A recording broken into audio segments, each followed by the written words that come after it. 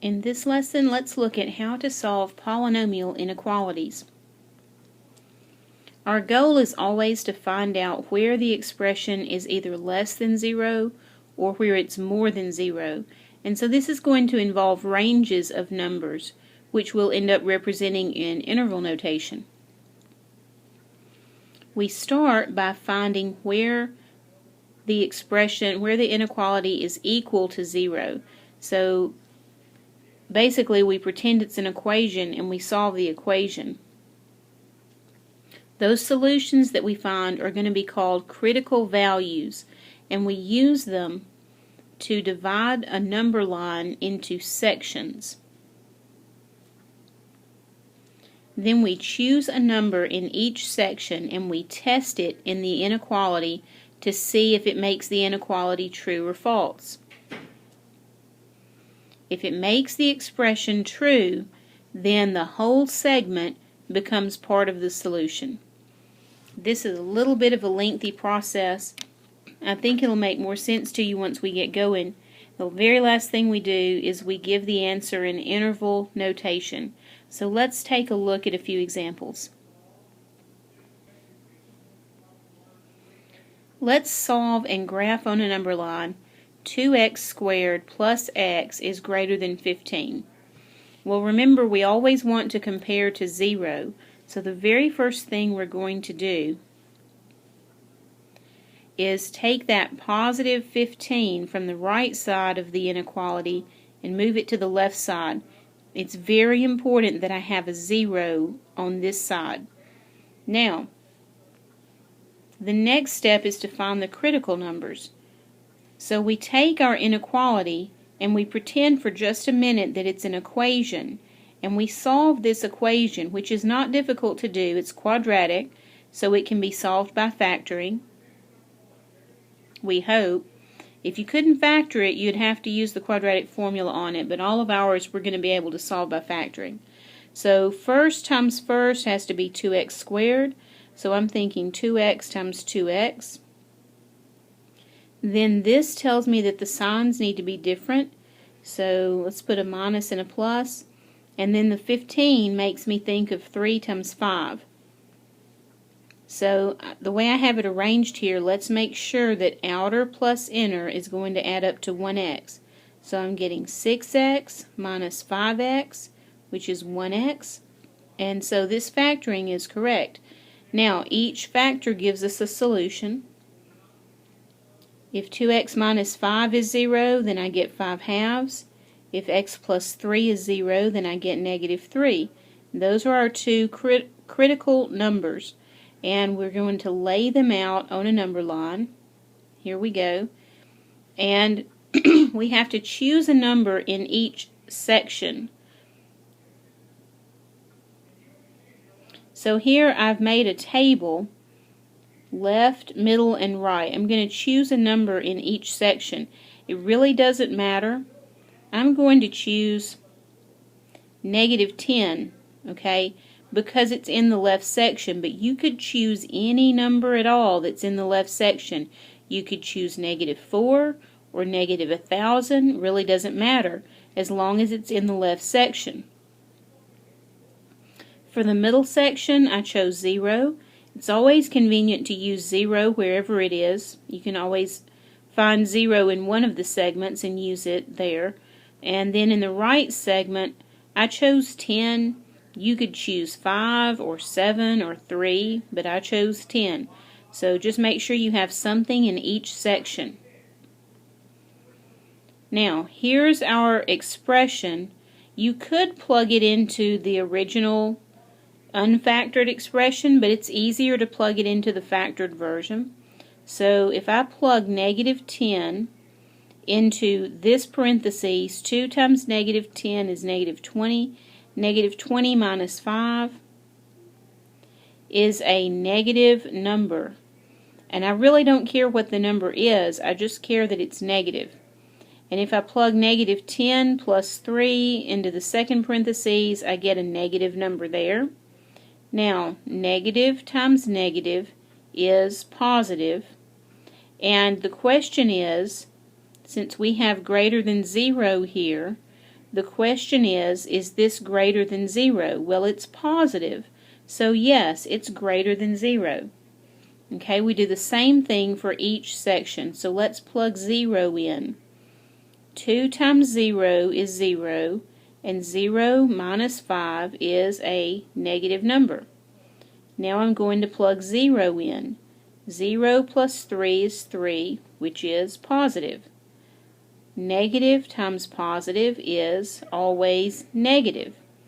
The question is this greater than 0? And since it's negative, the answer is no. It's not greater than 0. And third, let's test positive 10. 2 times 10 is 20, and 20 minus 5 is 15. So that's positive. 10 plus 3 is 13. That's positive. A positive times a positive is a positive. So is it greater than 0? And the answer is yes, it's greater than 0. Now, the places where the graph is greater than 0, those are making the equation or the inequality true. So we need to graph the left section of the line and the right section of the line, but not the middle section of the line.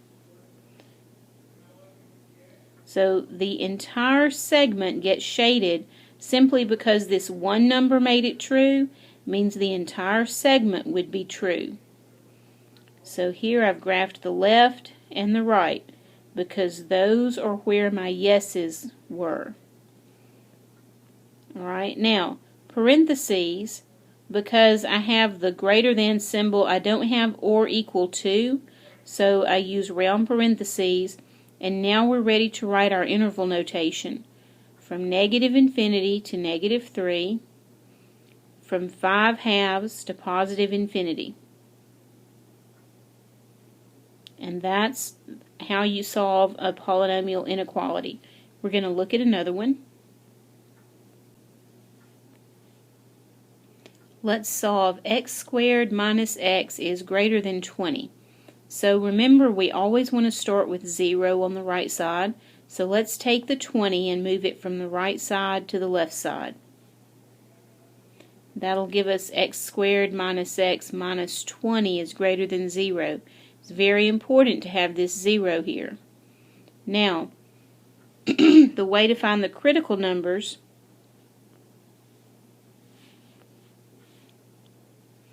is to pretend that we've got an equation, and we'll solve this equation. If I do my factoring, first times first is going to be x times x. The signs need to be different, and I think 4 times 5 will make 20. So now let's make sure that outer plus inner is going to add up to the correct middle term, and it does. So now we'll get two solutions. If x minus 5 is 0, x is 5. If x plus 4 is 0, x is negative 4. And we'll lay those out on a number line. Okay, negative 4, positive 5. Now, I have to choose something in each section to test, and here's my table. Left section, middle section, right section. I'm going to put my test numbers here, my expression here, and my decision here.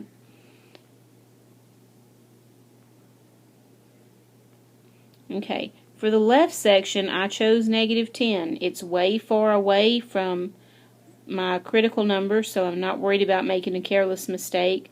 For the middle, 0 happens to be part of the middle section, so I'll use 0 for the middle. And for the right end, I just want to choose something in the right section. I choose 10. And now let's plug in. If I plug in negative 10 minus 5 makes a negative answer. Negative 10 plus 4 makes a negative answer. Negative times negative makes positive. And is a positive number greater than 0? Yes. Okay, let's plug in 0. 0 minus 5 makes a negative answer. 0 plus 4 makes a positive answer. Negative times positive makes negative. Is a negative number greater than 0? The answer is no. Okay, plug in 10. 10 minus 5 makes a positive answer. Plug in positive 10 here. 10 plus 4 makes a positive answer. Positive times positive is positive. Is that greater than 0? Yes. So the parts of the graph that we want to shade are the left end and the right end. And again, because I had a greater than symbol, I've got round parentheses in my graph, and therefore my interval notation goes negative infinity to negative 4 and 5 to infinity. And that's all there is to that one. We've got another one. Let's solve x squared minus 4x is less than or equal to 0. This one's even easier than you might think. Because it's not a trinomial, it'll be really easy to factor. The critical numbers will be the solutions of the corresponding equation. So since this is two terms, like I said, all we can do is factor out the common factor, which is x. So I get x times x minus 4 equals 0. Now, if x equals 0, that makes a solution. And if x minus 4 equals 0, then the solution would be 4. So our two critical numbers are 0 and 4. Now, I've got a head start on my table down here. As usual, I want to put left, middle, and right. And let's choose something in the left section. Well, let's label. Okay, choose a number in the left section. And I choose negative 10 again, because negative 10 is certainly to the left of 0. For the middle, I cannot choose 0 this time, because 0 is one of my critical numbers. I have to choose something between 0 and 4. I choose 1. And then something for the right section. Let's stick with 10. We've been using 10. 10 is definitely in the right section. Okay, if I plug negative 10 in here for x, then I get a negative number. Plug negative 10 here. Negative 10 minus 4 gives a negative answer. Negative times negative is positive. The question this time is less than or equal to 0. So I get less than or equal to 0. Is positive less than or equal to 0? No. Okay, now we're plugging in 1. If I plug in 1 for x, that's a positive number. If I plug in 1 for x here, 1 minus 4 is negative 3. That's a negative number. Positive times negative is negative. Is a negative number less than or equal to 0? The answer is yes. Okay, on the right number, on 10, plug in 10 for x, that's positive. Plug in 10 for x here, 10 minus 4 makes 6, that's positive. Now positive times positive makes a positive. Is a positive number less than or equal to 0? The answer is no. So that this time the only part of my graph that I can shade is the middle section. There it is. Now I do have the or equal to bar this time, so we'll have to put brackets on our graph. And the interval notation comes straight from there. Interval notation is 0, 4.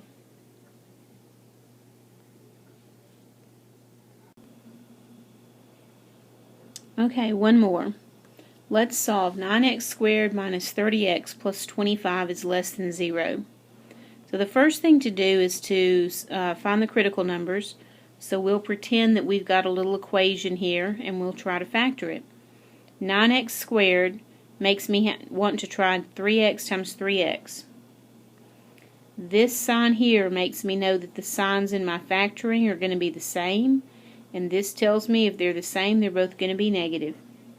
And then for 25 times 25, I think you have to try 5 times 5. And now you have to make sure that outer plus inner is going to add up to negative 30x. So outer would be negative 15x, inner would be negative 15x. Together they make negative 30x. We're in good shape.